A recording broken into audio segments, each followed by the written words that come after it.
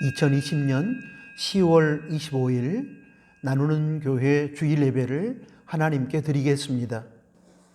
찬송가 204장, 새 찬송가 288장을 함께 찬양하겠습니다.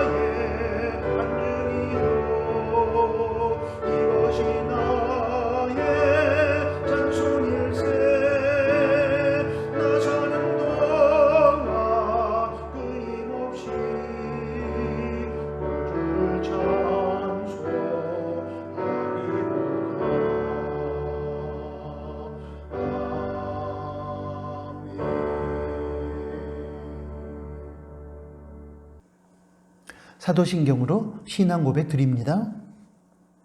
전능하사 천지를 만드신 하나님 아버지를 내가 믿사오며 그 외아들 우리 주 예수 그리스도를 믿사오니 이는 성령으로 잉태하사 동정녀 마리아에게 나시고 본디오 빌라도에게 고난을 받으사 십자가에 못 박혀 죽으시고 장사한 지 사흘 만에 죽은 자 가운데서 다시 살아나시며 하늘에 오르사 전능하신 하나님 우편에 앉아 계시다가 저리로서 산자와 죽은 자를 심판하러 오시리라.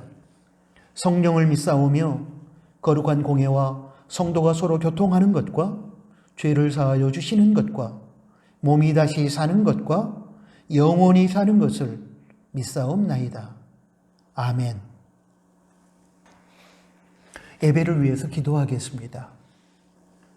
하나님 아버지, 비록 코로나19의 힘든 상황에서이지만 이렇게 좋은 계절 가을을 허락하시고 깊어가는 가을의 흐름 속에서 인생을 돌아볼 수 있는 시간을 주심에 감사드립니다. 지난 주간 저희들의 경건의 삶 속에 함께 하시고 저희와의 동행 속에서 크신 하나님의 은혜와 사랑을 경험케 하여 주심에 또한 감사를 드립니다. 이 시간 하나님께서 베풀어 주신 다양한 은혜를 기억하며 감사로 예배를 드리오니 저희의 경배와 찬양을 받아 주십시오. 부끄럽지만 지난 한 주간의 삶을 돌아보며 하나님 앞에서 생각과 입술과 행함으로 지었던 죄를 인정하고 고백하고 회개합니다. 용서하여 주시기를 원합니다. 습관적인 죄악에 빠지지 않고 생활의 거룩함을 이루어 갈 수 있도록 하나님의 능력을 부어주시기를 원합니다. 또한 죄에 대한 분별력을 주시고 죄는 미워하지만 죄인은 사랑할 수 있는 넓은 마음을 허락하여 주시기를 원합니다. 하나님 아버지, 계속되고 있는 코로나19 재난 속에서 저희가 겸손하게 되기를 원합니다. 잘못 살아온 지난날의 삶을 돌아보고 올바른 삶을 회복하기 원합니다. 비성경적인 신앙의 틀을 벗어버리고 성경적인 바른 신앙의 세계로 돌아가기를 소원합니다. 코로나19라는 값비싼 대가를 지불하면서 아무것도 배우지 못하거나 그 어떤 것도 돌이키지 못하는 허탄함과 어리석음이 없도록 저희를 긍휼히 여기셔서 하나님께서 원하시는 신앙과 삶의 방향으로 변화되어가는 저희가 되게 하여 주십시오. 아프고 힘든 시간이지만 이 시간들을 통하여 이 민족과 교회와 가정 공동체와 우리 각자를 향한 하나님의 뜻을 깨닫고 새로운 희망의 세상을 하나님께서 열어주실 그때에 그 세상을 하나님 나라로 세워가는 하나님의 동역자로 쓰임받게 하여 주십시오. 공동체와 저희 각자가 이제는 코로나19를 통한 하나님의 징계의 의미를 깨달아 돌이킴으로 하나님의 기쁨이 되며 시대의 소망이 될 수 있기를 간절히 소원합니다. 하나님 아버지, 이 시간 저희의 처지와 형편을 아신 하나님께 도움을 요청합니다.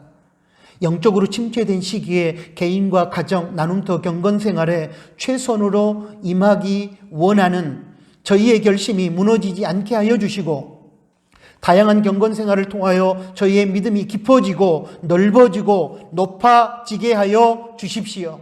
독수리 날개치며 올라감 같은 믿음의 능력을 허락하여 주십시오. 어르신들과 병중에 있는 나누는 가족들의 건강과 생명을 지켜주시고 나누는 가족들이 살아가는 공동체마다 하나님의 사랑과 평화가 가득하게 하여 주시기를 소원합니다. 물질로 인한 시험에 들지 않도록 일용할 양식을 허락하여 주시고 주신 물질을 선한 청지기가 되어 하나님의 뜻에 따라 잘 관리하게 하시며 작은 이웃들과 더불어 나눌 수 있는 여유로운 마음을 부어 주십시오.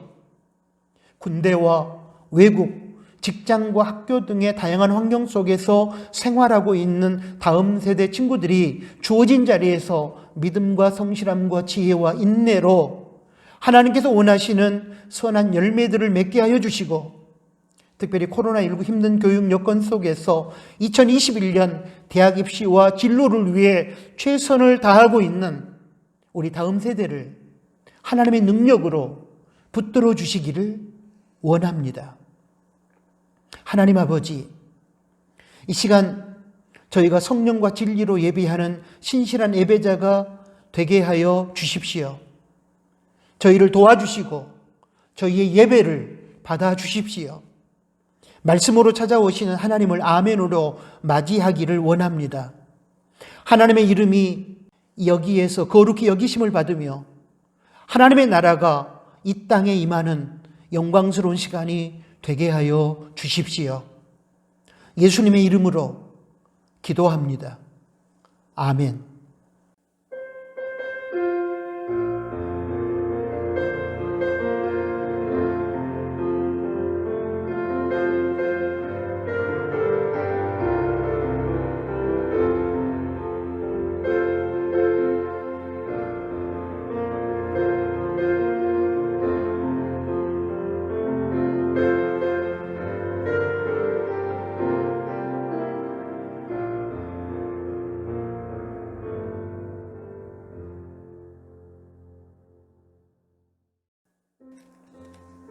봉헌하는 시간입니다.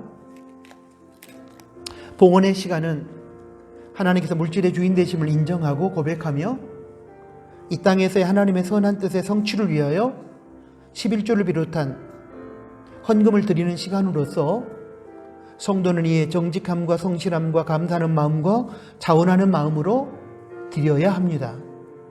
하나님께 드려진 봉헌을 통하여 하나님의 나라가 확장되고 교회의 선한 사역이 힘을 얻으며 하나님께서 원하시는 작은 자들을 위한 섬김과 나눔의 삶이 실천되어질 것입니다.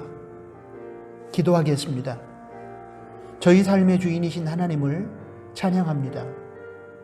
이 시간 하나님께서 물질의 주인 되심을 인정하고 고백하며 하나님께 정직한 11조와 헌금을 드립니다. 드려지는 예물이 쓰여지는 곳에 하나님의 선한 뜻 구원과 생명 회복의 역사가 일어나게 해주시고, 특별히 드려지는 예물이 작고 연약한 이웃에게 나누어질 때에 그들이 이 예물을 통해서 하나님의 사랑을 만나게 하여 주십시오.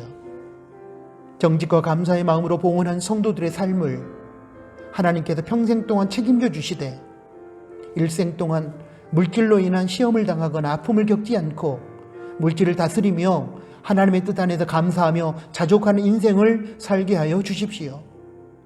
때야 필요를 따라 일용할 양식을 허락하여 주시되, 나와 내 가정뿐만 아니라 이 땅의 모든 사람들이 하나님의 절대 사랑을 체험하는 기회가 되게 하여 주십시오.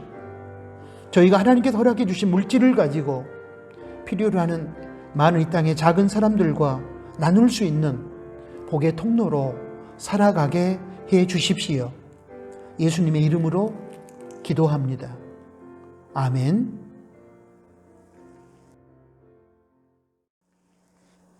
코이노니아 시간입니다. 함께 예배드리는 가족들에게 샬롬으로 인사하겠습니다. 샬롬. 주님의 평화가 우리의 심령과 관계 가운데 임하기를 소원합니다. 10월의 마지막 주일입니다. 마무리 잘 하시고 11월을 주님의 은혜 안에서 감사함으로 맞이하시기를 바랍니다. 특별히 오늘 10월 25일은 독도의 날입니다. 나라를 사랑하는, 그리고 나라를 생각하는 그런 날이 되기를 원하고, 조국 대한민국을 위해서 기도하시는 우리 나누는 가족들이 되시기를 바랍니다.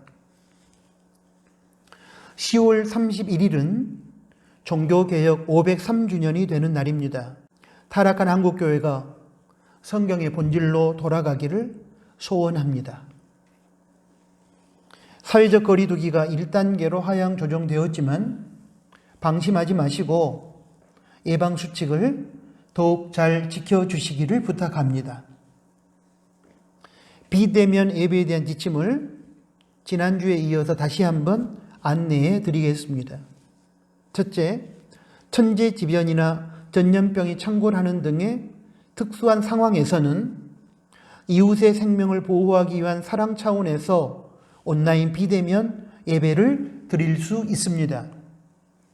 둘째, 비대면 예배를 드리는 경우에 교회당에서 대면 예배를 드리는 것처럼 정한 시각, 오전 7시 30분이나 11시에 경건한 마음과 태도로 예배를 드리십시오. 셋째, 교회당에서 공동체로 대면 예배를 드릴 수 있는 상황에서는 반드시 교회당에서 모이는 교회로서의 대면 예배를 드리시기를 바랍니다. 넷째, 대면 예배든 비대면 예배든 생활 속에서 하나님 말씀에 순종하며 살아가는 거룩한 산제사, 즉 영적 예배로 이어가시기를 바랍니다. 영적으로 어둡고 타락한 시대입니다. 가정, 개인, 나눔터 경건 생활에 최선을 다해 주시기를 부탁합니다. 매일 성경 읽기 그리고 나눔, 매일 2회 기도하기 개인 경건 생활, 가정 천국의 식탁, 그리고 나눔터 온라인으로 천국의 식탁을 나누는 경건 생활에 최선으로 임해 주시기를 부탁합니다. 11월 첫 주간부터는 새벽 기도를 여러분 가정에서 드릴 수 있도록 주보에 새벽 기도 모범을 실어 드리도록 하겠습니다. 참고하셔서 새벽을 깨우는 사람들이 되시기를 바랍니다. 결혼 소식입니다. 조혜영 성도님의 딸 하나리 자매께서 10월 31일 토요일 진주에서 결혼합니다. 축하해 주시기를 바랍니다. 다음 세대들을 위해서 기도해 주십시오. 고3 학생들 2021년 대학 입시와 진로를 위해서 군 복무 중인 친구들을 위해서, 해외에서 직장 생활하거나 유학 중인 친구들을 위해서, 2학기 수업 중인 친구들을 위해서, 다음 세대를 위해서 계속 기도해 주시면 고맙겠습니다. 오늘 코이노니아는 여기까지입니다. 하나님의 말씀을 봉독하겠습니다. 야고보서 5장 1절에서 6절까지 말씀입니다. 들으라, 부한 자들아, 너희에게 임할 고생을 인하여 울고 통곡하라. 너희 재물은 썩었고 너희 옷은 좀 먹었으며 너희 금과 은은 녹이 슬었으니 이 녹이 너희에게 증거가 되며 불같이 너희 살을 먹으리라. 너희가 말세에 재물을 쌓았도다. 보라, 너희 밭에 추수한 품꾼에게 주지 아니한 삭시 소리 지르며 추수한 자의 우는 소리가 만군의 주의 귀에 들렸느니라. 너희가 땅에서 사치하고 연락하여 도살의 날에 너희 마음을 살지게 하였도다. 너희가 옳은 자를 정죄하였도다. 또 죽였도다. 그는 너희에게 대항하지 아니하였느니라. 아멘. 방금 봉독한 야고보서 5장 1절에서 6절까지 말씀을 중심으로 말세를 살아갈 때 첫 번째, 이런 제목으로 오늘 이 시대와 말세를 살아가는 우리들에게 주시는 하나님의 말씀을 듣겠습니다. 이 시대를 말세라고 하면서 탄식하는 사람들이 많습니다. 이 경우에 말세의 현상은 대체적으로 인륜이 땅에 떨어지고 도덕과 윤리가 실종되고 인류의 보편적인 가치가 상실되며 사람을 물질로 취급하는 비인간화 과정이 가속화되어 가며 환경이 오염되어 가는 것 등을 지칭한다고 저는 생각합니다. 이런 비인간화되고 오염된 세상이 지속되면 어느 때인가 지구는 멸망하게 될 것이라는 불안한 마음을 가지고 지금 우리는 하루하루 말세를 살아가고 있습니다. 말세는 단어의 뜻 자체로는 마지막 때의 세상을 말하지만 성경은 말세에 대하여 한 정점으로 설명하기보다는 시간 속에 선의 개념으로 설명합니다. 말세는 예수님의 초림에서부터 예수님의 재림까지의 전 시간을 의미한다는 것이 성경의 관점입니다. 말세는 예수님께서 이 땅 인간의 몸을 입고 오신 초림에서부터 시작하여 예수님께서 악한 세상을 심판하시고 믿음의 사람들을 구원하셔서 영원한 천국으로 인도하시기 위하여 이 땅에 다시 오시는 재림의 날까지의 전 시간을 의미합니다. 그러므로 말세는 예수님의 초림으로부터 시작해서 예수님의 재림으로 마무리될 것입니다. 성경 몇 구절을 살펴보겠습니다. 먼저 히브리서 1장 2절의 말씀을 보겠습니다. 이 모든 날 마지막에 아들로 우리에게 말씀하셨으니 이 아들을 만유의 후사로 세우시고 또 저로 말미암아 모든 세계를 지으셨느니라. 이 모든 날 마지막, 즉 말세에 아들, 즉 예수님을 통해 우리에게 말씀하셨다고 하셨으니 예수님께서 이 땅에 오셔서 말씀하신 그때가 바로 말세라는 뜻입니다. 다음으로 베드로전서 1장 20절 말씀을 보겠습니다. 그는 창세 전부터 미리 알리신 바 된 자나 이 말세에 너희를 위하여 나타내신 바 되었으니. 쉬운 성경은 이것을 위해 하나님께서는 세상이 시작되기 전부터 그리스도를 택하시고 이 마지막 때에 여러분을 구원하시고자 보내셨으니 라고 번역을 했습니다. 예수님은 창세전부터 이미 알려지신 분이시지만 말세에 우리를 위하여 나타나셨다는 의미의 말씀으로서 예수님께서 이 땅에 인간의 몸을 입고 오신 때부터 말세임을 밝히고 있습니다. 마지막으로 요한일서 2장 18절 말씀을 보겠습니다. 아이들아, 이것이 마지막 때라. 적 그리스도가 이르겠다 함을 너희가 들은 것과 같이 지금도 많은 적 그리스도가 일어났으니 이러므로 우리가 마지막 때인 줄 아노라.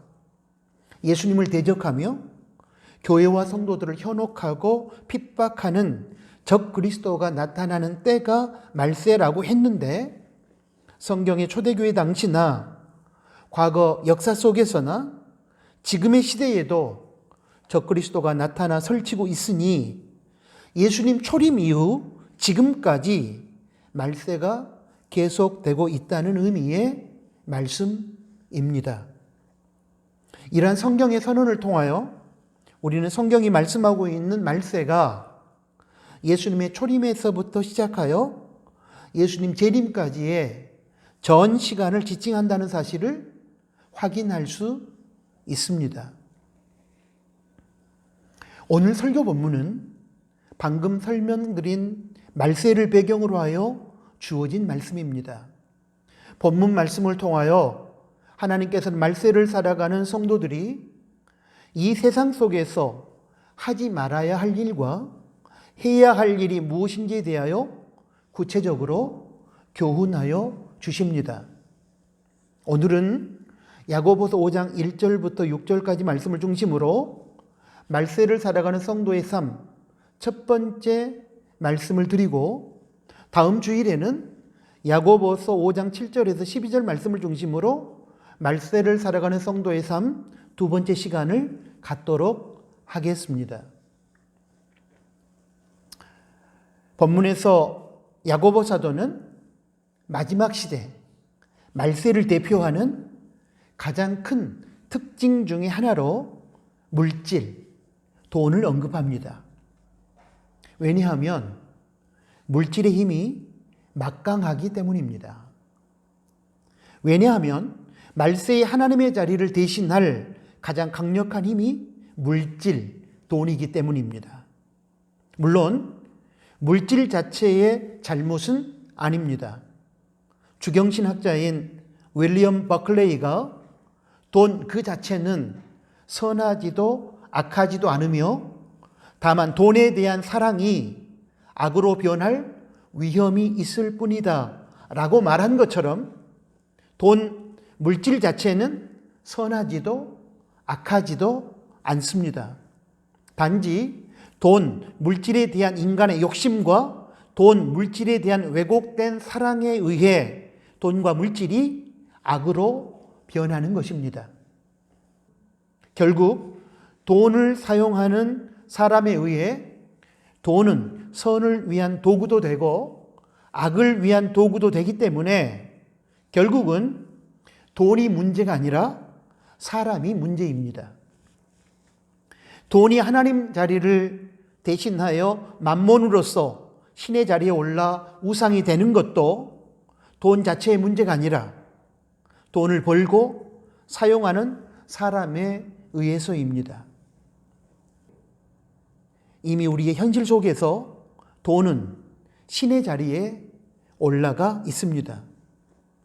현대인들 중에는 돈을 신으로 섬기는 수많은 사람들이 있습니다. 심지어 말로는 하나님의 자녀라고 하지만 행동으로는 돈을 하나님처럼 섬기는 성도들이 많이 있는 것도 사실입니다. 하나님은 할 수 없지만 돈만 있으면 모든 것이 가능하다고 생각하며 살아가는 사람은 이미 돈을 하나님으로 섬기는 사람임이 분명합니다. 하나님과 하나님 말씀을 기준으로 삼아 선택을 하고 결정을 내리지 않고 돈과 돈이 가져다주는 편함과 쾌락과 부유함을 기준으로 하여 선택을 하고 결정을 한다면 그 사람은 아무리 자신이 말로 부인한다고 할지라도 실제로는 돈을 주인으로 삼고 살아가는 사람임이 분명합니다. 사랑하는 나누는 가족 여러분, 지금 우리는 어떻습니까? 실제로 하나님을 신으로 섬기며 주인으로 모시고 살아가는 진짜 성도가 맞습니까? 아니면 말로는 하나님을 신이요 주인이라고 말하지만 실제로는 돈을 하나님으로 주인으로 모시고 살아가는 명목상의 그리스도인, 가짜 성도는 아닙니까? 말세에는 하나님을 대신할 가장 막강한 세력으로 돈이 영향력을 끼치기 때문에 사탄은 이 돈을 가지고 사람을 유혹하기도 하고 협박하기도 합니다. 그리고 돈의 편리함과 부유함과 쾌락을 제시하며 성도들이 하나님을 버리고 돈을 신과 주인으로 섬기는 맘모니즘에 빠지게 만듭니다. 그러므로 말세에 우리 성도들이 가장 조심해야 할 부분은 돈과 관련된 삶의 영역입니다.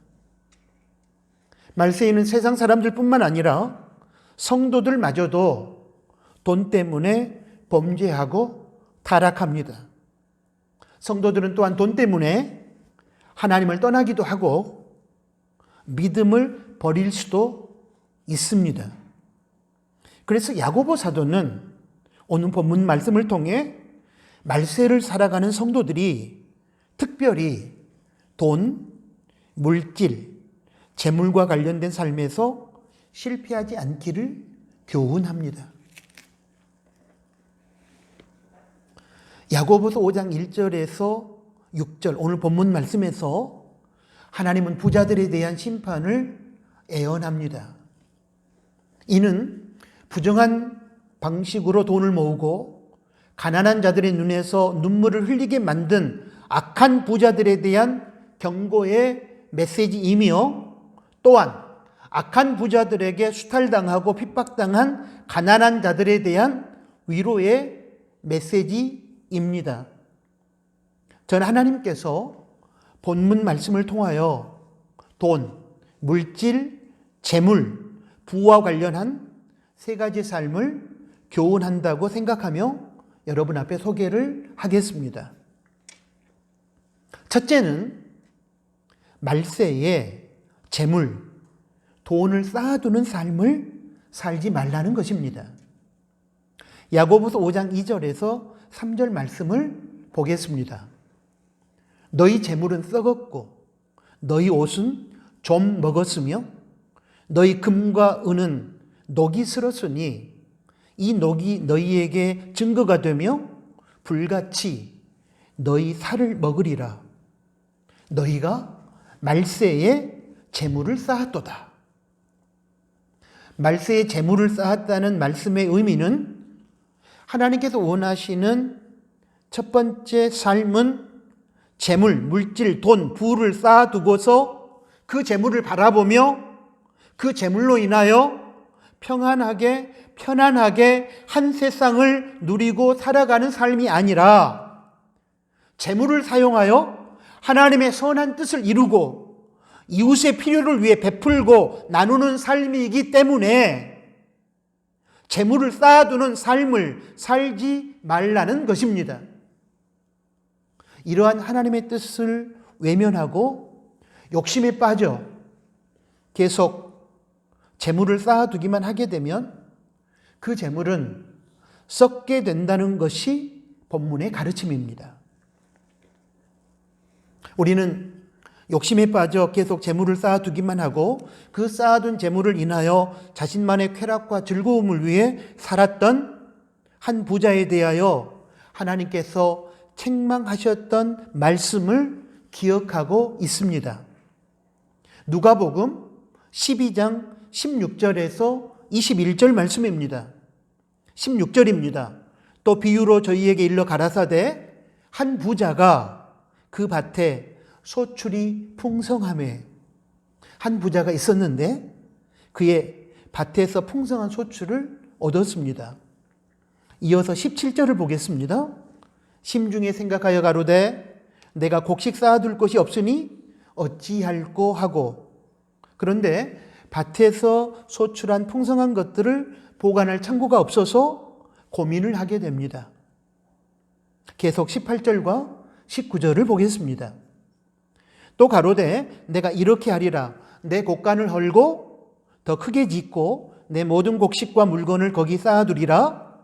또 내가 내 영혼에게 이르되 영혼아 여러 해 쓸 물건을 많이 쌓아두었으니 평안히 쉬고 즐거워하자 하리라 하되.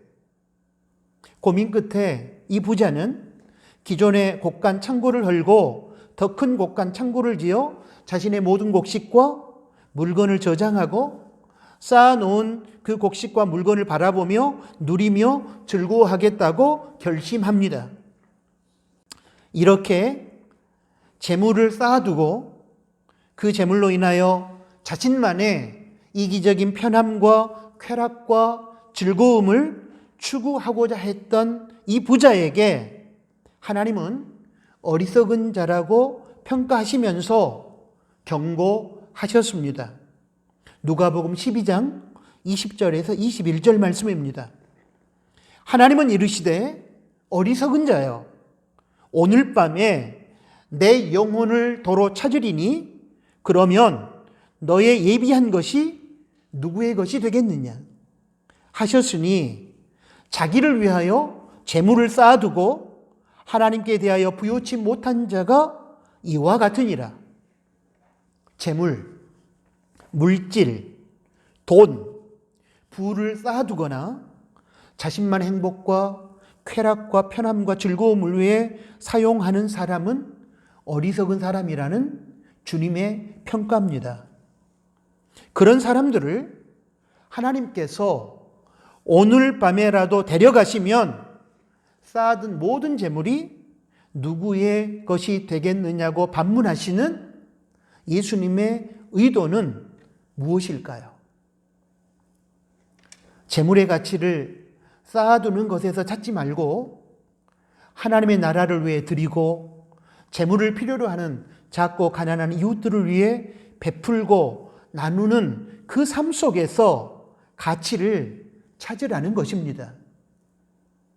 안타까운 것은 누가복음에 등장하는 이 부자가 기존의 창고를 헐고 더 큰 창고를 지어 재물을 쌓아두지 않고 하나님의 나라와 가난하고 작은 이웃을 위하여 그 재물을 드리고 나누지 않았다는 사실입니다. 사랑하는 나누는 가족 여러분, 우리에게도 이 부자와 같이 욕심에 빠져 계속 물질, 재물, 돈, 부를 쌓아두려고만 하는 어리석음이 있을 것입니다. 분명히 기억하실 것은 그렇게 쌓아두기만 하는 삶으로는 하나님께 인정을 받지 못할 뿐만 아니라 하나님께서 주시는 참된 평안과 행복도 누릴 수 없다는 사실입니다. 그러므로 물질을 쌓아두기만 하는 삶을 내려놓고 하나님 나라를 위해 드리고 작은 이웃을 위하여 베풀고 나누는 삶을 살아가시기를 주님의 이름으로 부탁합니다. 하나님의 선한 뜻과 하나님 나라의 확장을 위하여 그리고 물질을 필요로 하는 작은 누군가에게 베풀고 나누지 아니한 채 욕심에 빠져 쌓아두기만 한 물질, 재물은 썩게 된다는 것이 야고보서 5장 2절에서 3절 말씀을 통한 하나님의 교훈입니다. 그렇게 쌓아두기만 하는 재물은 썩게 될 것이고 쌓아두기만 한 옷들은 좀이 먹을 것이며 금과 은은 녹이 슬어서 다 버리게 될 것입니다. 그러므로 말세에 재물을 욕심에 빠져 쌓아두는 사람이 되지 말고 하나님과 하나님 나라를 위해 물질을 드리고 작은 이웃을 위해 베풀고 나누는 사람들이 되시기를 부탁합니다. 말세에는 물질의 노예가 되어 쌓아두는 삶이 아니라 드리고 베풀고 나눔으로 하늘 창고에 재물을 저축하는 지혜롭고 선한 청지기의 삶을 살아야 할 것입니다. 둘째는 작고 가난한 사람을 울리는 부정한 방법으로 돈을 모으거나 벌어들이는 삶을 살지 말라는 것입니다. 야고보서 5장 4절의 말씀을 보겠습니다. 보라, 너희 밭에 추수할 품꾼에게 주지 아니한 삭시 소리 지르며 추수한 자의 우는 소리가 만군의 주의 귀에 들렸느니라. 하나의 죄가 다른 죄를 낳는다는 말처럼 탐욕으로 가득한 부자들은 재물을 하나님 나라를 위해 드리고 작은 이웃들께 베풀며 나누지 않고 쌓아두기만 하는 것으로 끝나지 않고 가난한 자들의 눈에서 눈물을 흘리게 하면서 가난한 자들의 것을 도둑질하고 갈취하는 또 다른 죄를 자행합니다. 야고보 사도는 부자가 추수한 품꾼에게 삭스를 주지 아니한 것은 악한 죄이며 그로 인하여 추수한 품꾼들이 울게 되고 부자에게 자신이 추수꾼으로서 수고한 대가를 갈취당한 품꾼의 억울한 눈물의 하소연이 하나님의 귀에 탄원이 되어 들리게 된다고 말씀하고 있습니다. 품꾼은 하루 벌어 하루 먹고 사는 가난한 사람입니다. 품꾼의 삭스로 품꾼의 가족들도 하루하루를 먹고 살아갑니다. 그렇기 때문에 품꾼이 품삯을 받지 못하면 품꾼과 품꾼의 가족들은 굶어 죽을 수밖에 없습니다. 그런데 이렇게 생존과 직결되는 가난한 품꾼의 삭스를 악한 부자들이 주지 않거나 지체하여 미루거나 갈취했기 때문에 품꾼은 지금 비탄에 젖어 절규할 수밖에 없습니다.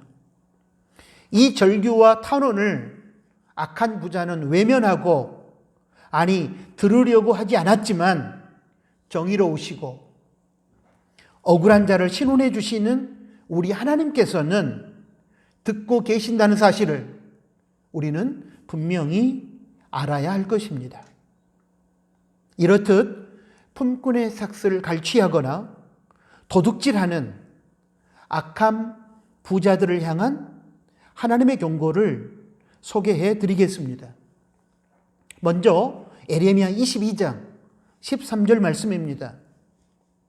불의로 그 집을 세우며 불공평으로 그 다락방을 지으며 그 이웃을 고용하고 그 고가를 주지 아니하는 자에게 화 있을진저.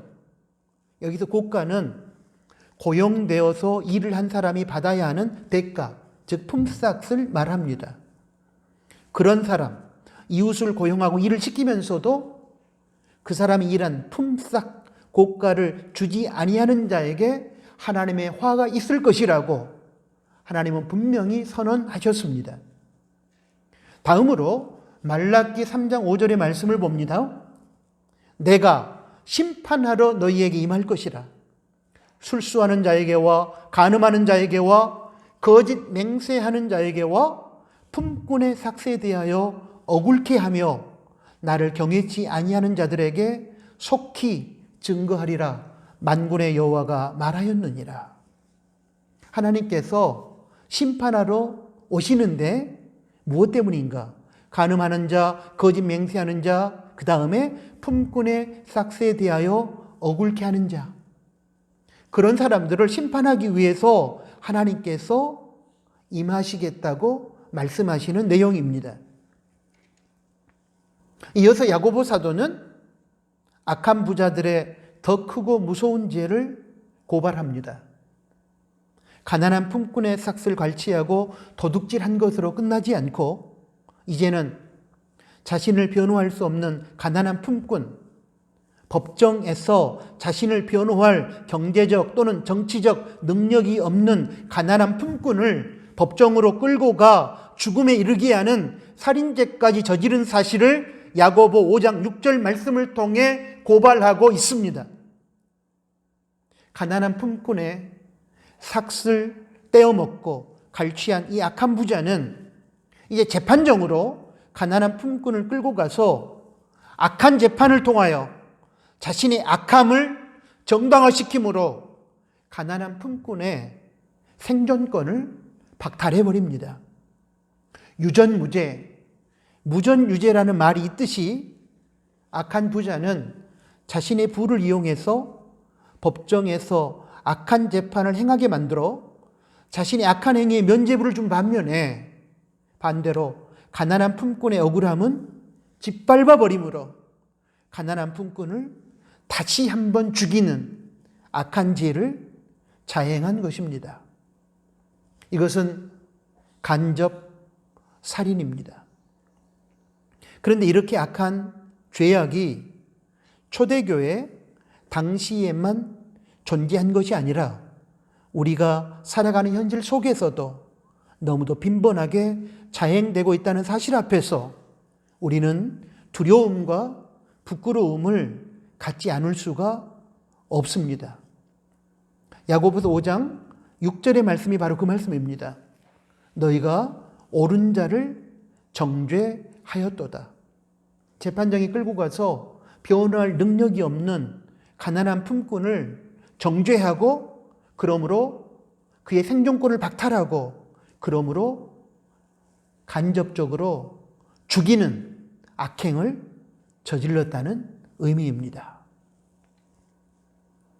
가난한 품꾼의 품삯을 갈취하거나 또는 법정으로 끌고 가 자신의 부를 이용해서 거짓된 재판을 통해 가난한 품꾼의 생존권마저 짓밟아버리는 악한 부자들에 대한 수많은 신뢰가 우리가 살아가는 이 사회 속에 많이 있지만 몇 가지 경우만 소개하도록 하겠습니다.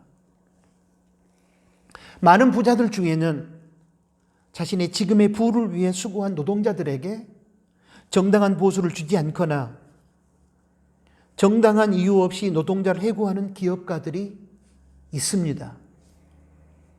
이들은 가난한 품꾼의 삭슬 갈취하는 악한 부자들입니다. 지금 나라와 고향을 떠나 한국에 와서 일하고 있는 조선족이나 외국인 근로자들이 많이 있습니다.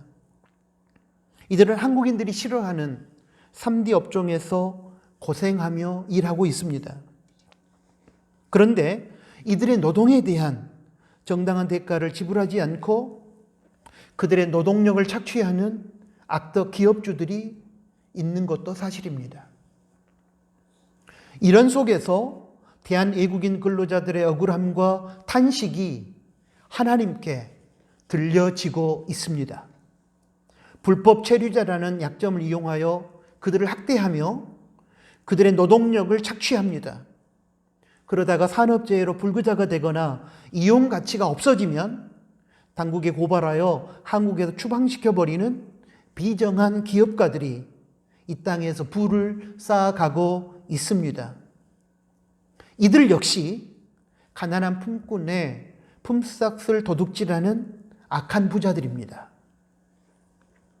억울함을 당한 외국인 근로자들의 울음소리가 가난하고 힘이 없어 법에 호소할 수조차 없는 억울한 노동자들과 외국인 근로자들의 울음소리가 하나님의 귀에 들려지고 있다는 사실을 우리는 기억해야 할 것입니다. 우리 기독 실업인들 가운데 이런 악한 부자가 없다고 누가 장담할 수 있겠습니까? 혹시라도 우리 그리스도인들 중에 이러한 악덕 기업인이 있다면 하나님의 진노를 두려워하고 노동자와 외국인 근로자들을 억압하고 착취한 죄악을 회개해야 할 것입니다. 나 자신을 위해서는 한없이 관대하지만 이웃에 대해서는 엄격한 기준을 들이대며 냉정하게 대하는 사람, 이웃의 눈에서 눈물을 흘리게 만들면서 자신의 부만 불리려고 하는 사람들, 그들 또한 가난한 품꾼의 품삯을 가로채는 악한 부자들이 분명합니다. 이러한 악한 부자들은 야고보서 5장 1절에서 밝히고 있는 것처럼 들으라 부한자들아 너희에게 임할 고생을 인하여 울고 통곡하라. 하나님 앞에서 자신의 죄로 인한 하나님의 심판을 염두에 두고 통곡하고 울어야 마땅할 것입니다. 이렇게 이웃의 눈에서 피눈물을 쏟게 하며 악하고 부정한 방법으로 돈을 벌어 부자가 된들 무슨 유익이 있겠습니까? 그렇게 획득한 물질이 자신의 인생을 복되고 의미 있는 인생으로 만들어줄 수 있겠습니까? 아닙니다. 그 인생은 망하는 인생이 될 것이고 하나님의 심판을 받게 될 것입니다. 보람도 없을 것이고 의미도 발견할 수 없는 불행한 인생, 허탄한 인생으로 귀결될 것입니다. 그러므로 이웃의 눈에서 피눈물을 흘리게 만드는 악한 방법으로 돈을 벌어서는 안 됩니다.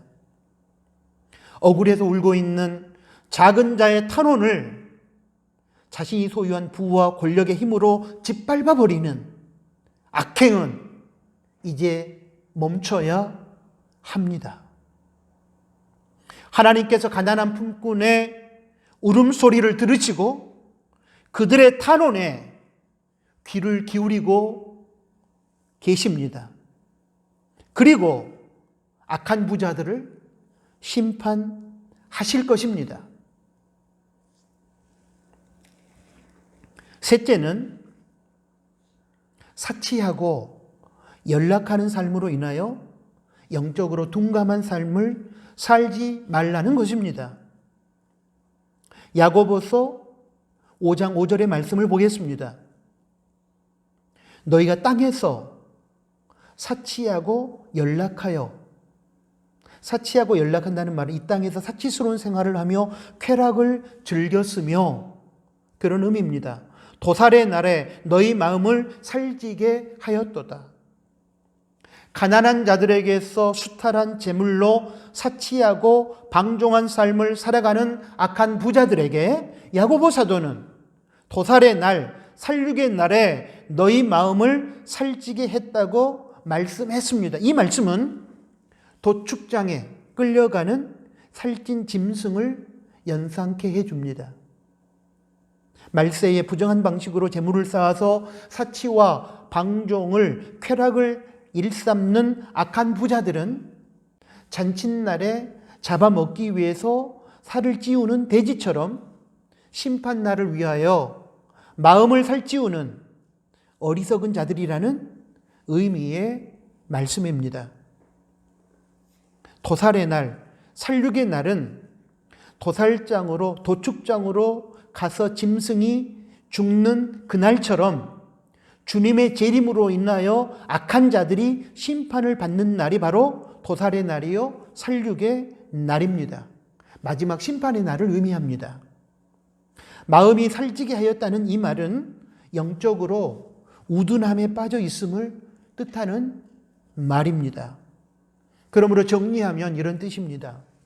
불의한 방법으로 재물을 모으고 쌓아둔 악한 부자들이 그 재물을 가지고 사치하고 방종하고 쾌락을 즐기게 되면 마치 살이 쪄서 몸이 둔해지듯이 그들의 영혼이 둔해지고 분별의 감각이 무뎌진다는 것입니다.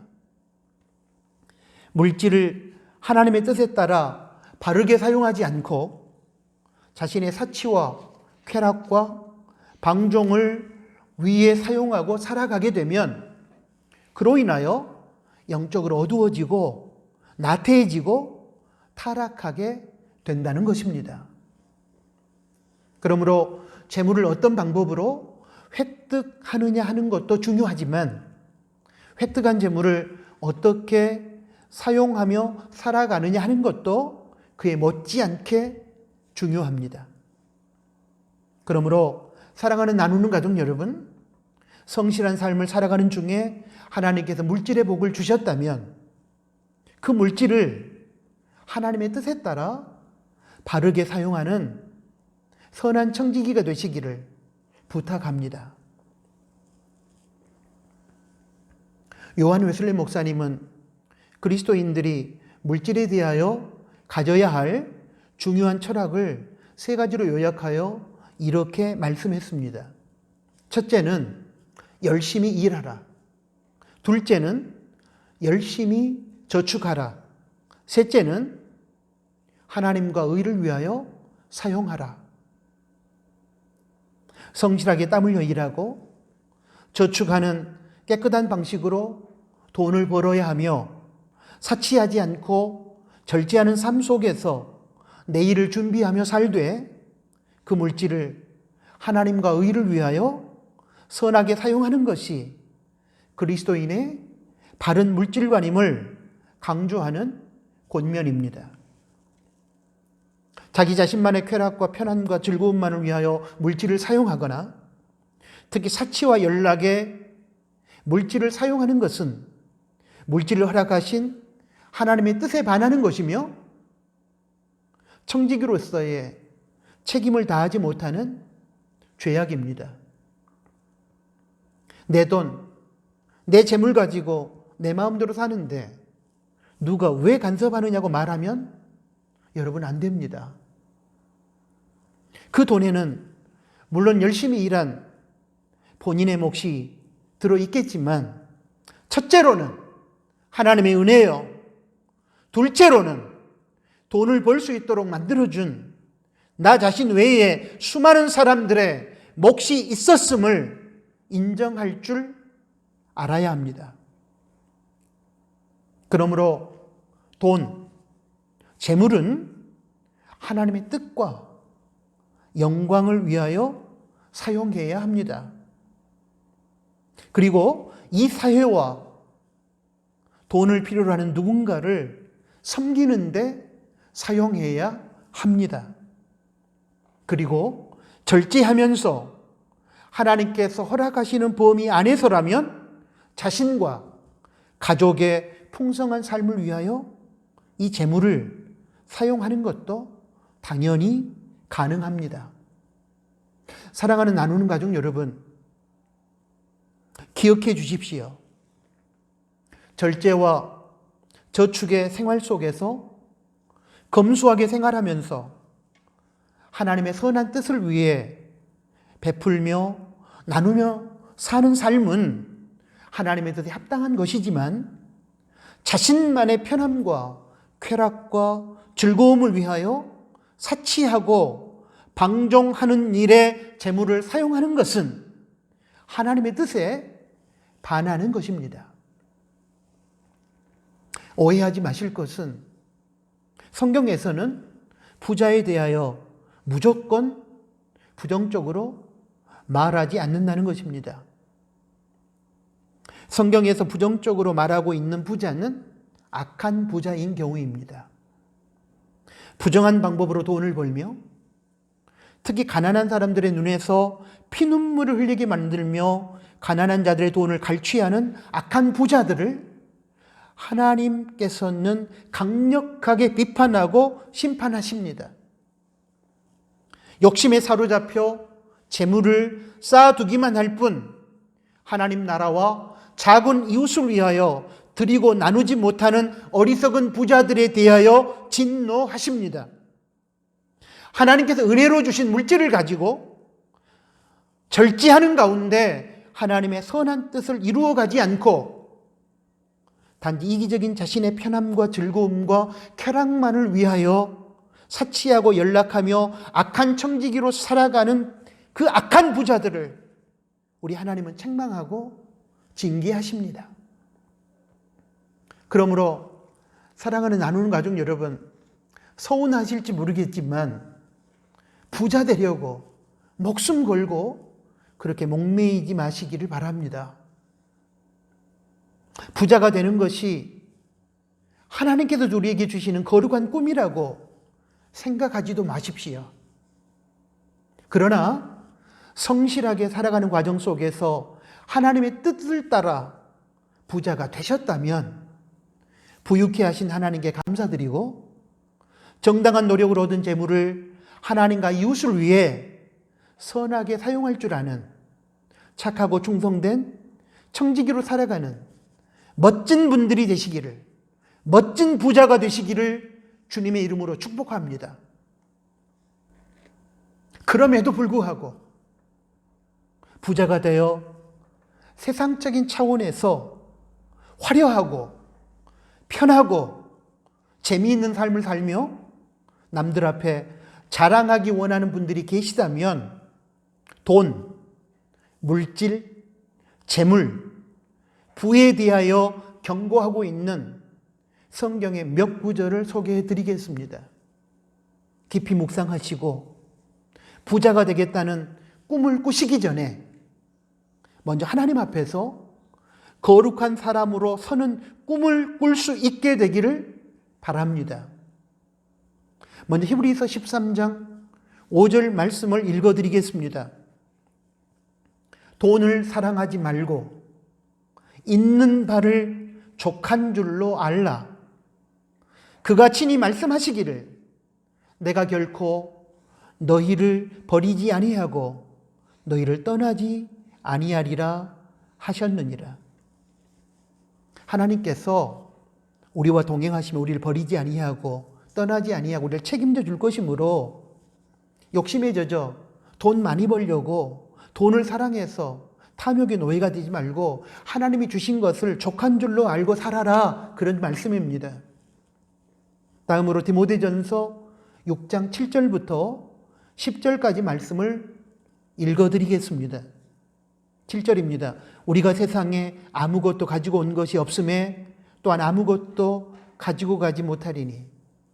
여러분, 우리 죽을 때 아무것도 가지고 갈 수 없습니다.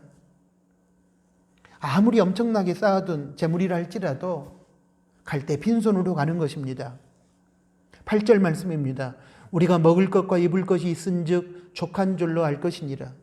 그러므로 더 많이 쌓아두려고 하지 말고 지금 우리가 일용할 양식을 통해 먹고 입을 것이 있으면 자족하는 삶을 살아야 된다고 말씀합니다.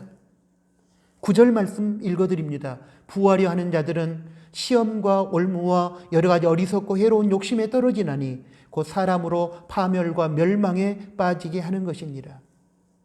더 큰 부자가 되기 위해서 욕심을 부리고 탐욕에 젖게 되면 시험과 올무와 여러 가지 어리석고 해로운 욕심에 떨어져서 그 사람은 파멸과 멸망에 떨어진다는 경고의 말씀입니다. 10절입니다.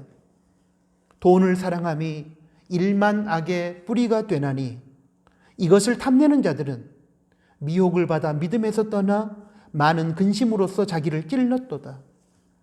여러분, 우리는 하나님을 사랑해야지, 사람을 사랑해야지 돈을 사랑해서는 안 될 것입니다. 돈을 사랑하면 돈이 우리들의 신이 되고 우상이 되어서 거기에서부터 모든 악의 뿌리가 시작되는 것입니다. 마지막으로 디모데전서 6장 17절부터 19절까지 말씀을 읽어드리겠습니다. 17절입니다. 네가 이 세대에서 부한 자들을 명하여 마음을 높이지 말고 정함이 없는 재물에 소망을 두지 말고 오직 우리에게 모든 것을 후히 주시는 누리게 하시는 하나님께 두며. 여러분, 우리의 소망은 물질에 있는 것이 아닙니다. 우리의 희망은 재물에 있는 것이 아닙니다. 모든 것을 후히 주사 누리게 하시는 하나님만이 우리의 희망이며 우리의 소망이 되어야 될 것입니다. 18절입니다. 선을 행하고 선한 사업을 많이 하고 나눠주기를 좋아하며 너그러운 자가 되라. 하나님이 주시는 물질과 재물과 돈과 부가 있다면 나 자신의 쾌락과 방종, 즐거움을 위하여 그걸 쌓아두고 나만 위해 사용하지 말고 하나님의 선한 뜻을 행하고 하나님의 선한 사업을 위하여, 작고 가난한 이웃을 위하여 나눠지는 일을 좋아하며 그런 일에 물질을 사용하라는 의미입니다. 19절입니다. 이것이, 그렇게 사는 것이 장래에 자기를 위하여 좋은 터를 쌓아 참된 생명을 취하는 것이니라. 올바른 믿음 가운데 돈에 대하여 성경적인 입장을 가지고 선하게 사용하는 그 사람이 바로 영원한 참된 생명을 소유하게 된다는 주님의 말씀입니다. 사랑하는 나누는 가족 여러분, 우리는 지금 말세를 살아가고 있습니다. 마지막 때에 우리들에게 가장 막강한 영향력을 끼치는 것 중에 하나인 돈과 물질과 재물, 이것에 대하여 우리가 어떤 관점을 가지고 이것들과의 관계를 행해가느냐에 의해서 마지막 때 우리의 삶이 주님 안에서 승리할 것인지 실패할 것인지가 결정될 것입니다.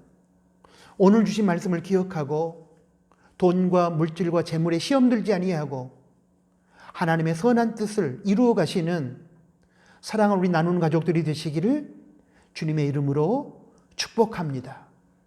아멘. 하나님 아버지, 주신 말씀을 고맙습니다.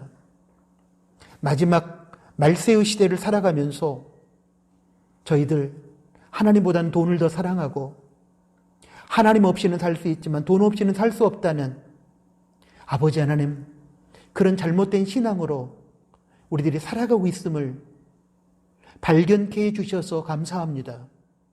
이제부터는 마지막 때에 돈의 노예가 되어 돈을 신으로 삼고 살아가지 말게 하시고 하나님을 진정한 주인으로 모시고 살아가며 하나님이 허락하신 재물을 하나님의 나라의 확장과 작은 이웃의 아픔을 덜어드리는 일에 베풀고 나누며 살아가는 그런 저희들이 되도록 인도하여 주옵소서. 예수 그리스도 이름으로 기도합니다. 아멘. 파송 찬양 드립니다. 찬송가 163장, 새 찬송가 176장 함께 찬양하겠습니다.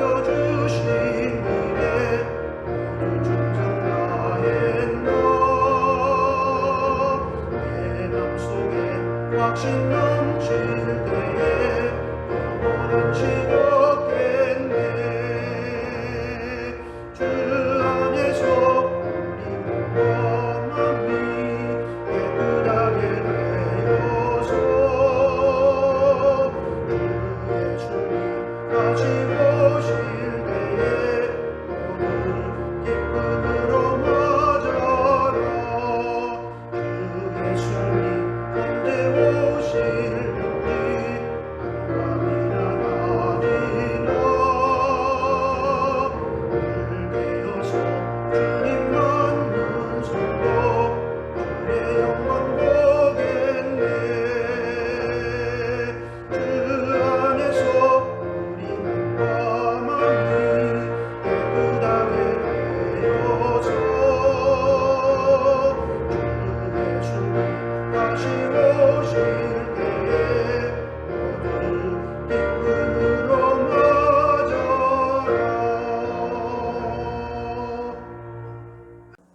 기도하겠습니다. 이제는 우리 구주 예수 그리스도의 은혜와 하나님 아버지의 크신 사랑하심과 성령 하나님의 위로, 교통, 충만, 동행하심이 오늘 주신 하나님의 말씀을 듣고 말세를 살아가면서 돈의 노예가 되어 살지 않고 돈을 우상으로 섬기지 아니하고 하나님의 선한 청지기가 되어 돈과 재물을 하나님의 나라와 작은 이웃들에게 섬기며 나누며 하나님의 영광을 드러내며 살기를 소망하는 사랑하는 우리 나누는 교회 가족들 머리 위에 이제로부터 영원토록 항상 함께 계실지어다. 아멘.